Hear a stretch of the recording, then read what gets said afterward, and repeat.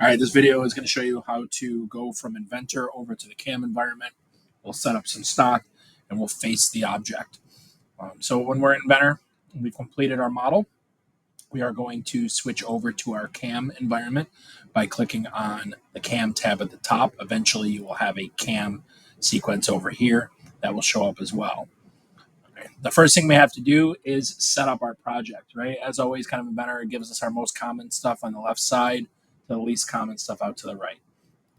So we're going to set up our project. And so this yellow box represents the stock around the block. When we machine our block, we're going to start with a piece of material that is larger than what we're going to end up with.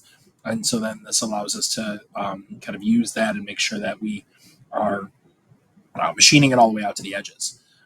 So we'll come back to this first tab here in a second. We're going to switch over to the next tab, which is our stock tab. In this case here, we want a relative sized box. If you were creating something that you did not want any additional stock for, you can turn that to no additional stock, and it makes it exactly the size of your object. But in this case, we do want to add stock to the top and the bottom. So we're going to leave this 0.04 on the side and the top, but we're going to add a 1/2 inch to the bottom. This is going to reference or look like what it's going to look like when it's in the vise. It's going to kind of sit up off the vise like that. And it's also going to tell us if we're in the correct orientation. So if this 1/2 inch is in the wrong direction, it's out to the side or off the front, then your XYZ coordinates are different than what they need to be. And so we'll fix that. Right? As this is, our X, Y, and Z coordinate is right in the middle. Our work coordinate system is right in the middle here. And for the Titan 1M and anything that we're cutting out on the Tormach, we want it to be up in the corner. The back corner of the vise doesn't move, and so we're always going to reference that as 0. So if our stock looks right, this is just in the wrong spot. It's easy enough to click on our stock point and then move it to that corner. And our Y should be kind of going away from the object, our X should be going in, and then our Z should be coming up. If I switch to my tool isometric, it lays kind of flat like it would in the machine. Again, with the X being across, the Y going in that direction, and the Z coming up. If this is not oriented correctly, then what we can do over here is we can change this, selecting a different axis. If you need help with this, pause the video and ask Mr. Smith to help you, and we'll do that. All right, so then we're going to go ahead and click OK. And we'll see we have a setup over here. So this creates our setup for our object.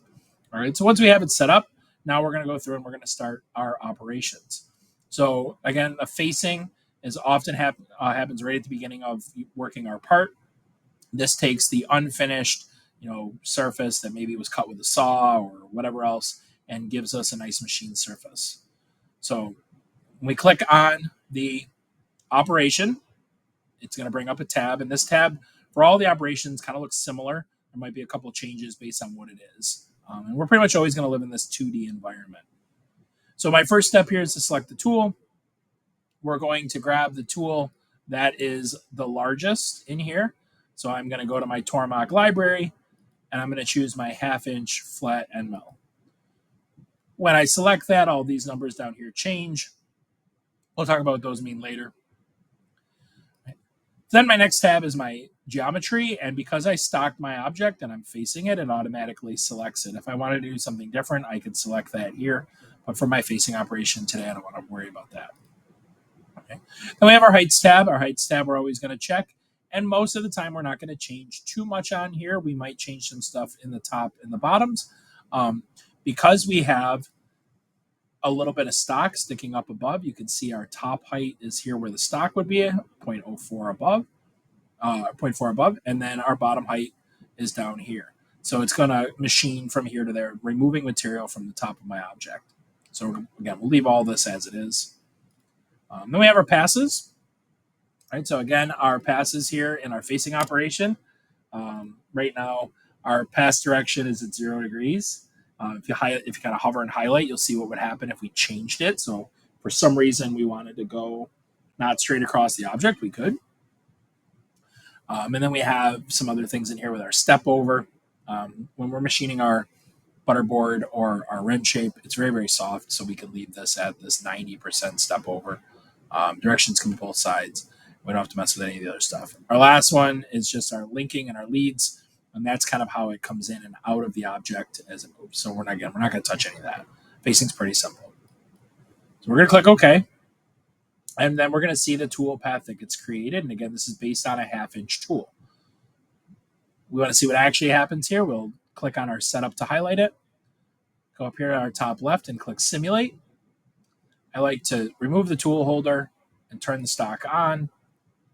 All right, and then if we hit play, we'll see what happens. We can speed up that sequence, slow it down, and also kind of jump ahead a little bit.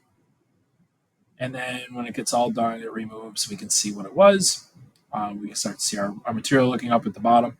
And if we click on our statistics tab, we'll see how long that specific operation took. So it's 1 minute 14 seconds. We've got a nice smooth face on our surface. Right.